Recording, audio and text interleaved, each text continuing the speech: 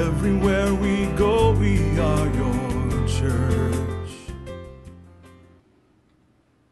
Hello and welcome to Home Church Resource. My name is David. In this video, I'm going to show you how to start a group. So let's get started. Right now, you should be on this page right here, the Start a Group page. And let's go ahead and scroll down. As you can see now, while watching this video, you're welcome to watch this entire video, but if you like, since we're on the same page, feel free to scroll down and see some of the things that I'm talking about. Like I said, you can watch the video or just scroll down. Just don't go to any of the other buttons that I may be going to show you some other things during the course of this video. So anyway, let's go ahead and get started. In order to start a group, you're going to have to fill out just this simple form so we can get some information about you so that we can get the group started in the right place and things like that. These first things are pretty obvious. You've got your name. This is your actual name, not your username or anything like that. It's your name. And then this next window here is going to be your username, which is the name that you use to log into Home Church Connect. And then next you're going to need to put the email. That's the email you use to create your account. And there's a reason these two things are very important, because those will be directly tied to your group and your blog, and so when you log in, they will show that they're tied together. Next thing you're going to put is your city, or I should say the city where the group is located. That's important that you understand is where the group is located, not necessarily where you live. Of course, they may be the same, but this is the purpose of this is where the group is located. Then next, the metro area. For example, we're in the Central Florida, Orlando area, but we are not in Orlando.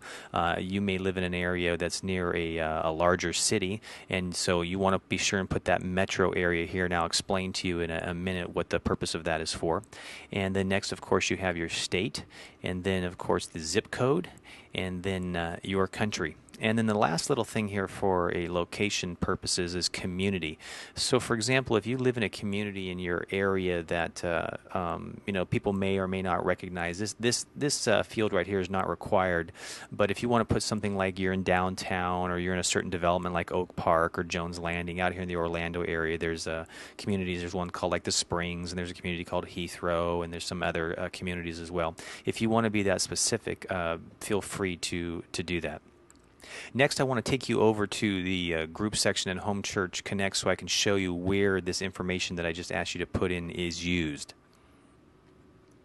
I am over in the Home Church Connect section of the site, and I'm in the Greater Tampa Region group. And I wanted to point out down here, see that there's a word tags. If you can follow my mouse, there's the word tags here. And the tags for this one happen to be USA, Florida, Tampa, and it also says regional group. This one you don't have to worry about. We'll take care of that. But the information I just had you put in, for example, the city, this one is a metropolitan area, so it doesn't have a city tag. But let's say, for example, it's a city inside of Tampa, like, for example, Bradenton or Sarasota or something like that. You would find Sarasota here. But you'll notice here you see Tampa, which is the metro area. You see Florida, which is the state. And you see USA, which is the country. Now, obviously, also, this group does not have a community related to it. But that gives you an idea of what that information is for. So let's go ahead and head back over to the Start a Group page. Okay, we're back at the Start a Group page, and as we continue down, the next information you're going to need to give is it says, what type of group would you like to create? That is this a home church? Is this a home group? Is this a Bible study? Is it a prayer group, or is it something else?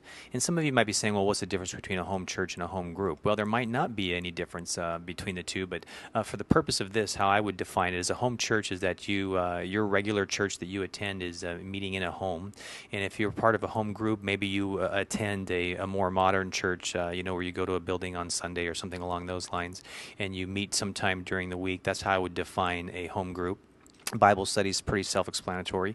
Prayer group, I think, is pretty self-explanatory as well. And then other could be anything. Right now, our intention is that the groups on this site be primarily for the areas that are listed here. But if you've got another group that you'd like to start for whatever reason here on Home Church Connect, we are open to hear your suggestion, and we are not going to say no to anything offhand. We want to, entertain any possibilities or ideas that people have.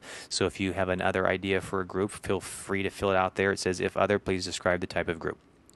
If you go down a little further, we've got would you like a private group as well? Now on the Home Church Connect site, you can have public groups as well as private groups. And if you would like to have a private group in addition to your public group, go ahead and click yes here that you would like a private group as well, and then describe the purpose of the private group. One example might be that you have a home church up here in this first section, and down here you would like a private group, and that private group may be a prayer group that's a part of Home Church. And so you might want to just say, yes, I'd like a private group as well, and just say here in the described purpose that we would like a private prayer group to go to be attached with our Home Church group. Next question, would you like a blog attached to the group? I would highly recommend that, especially if you have a home church.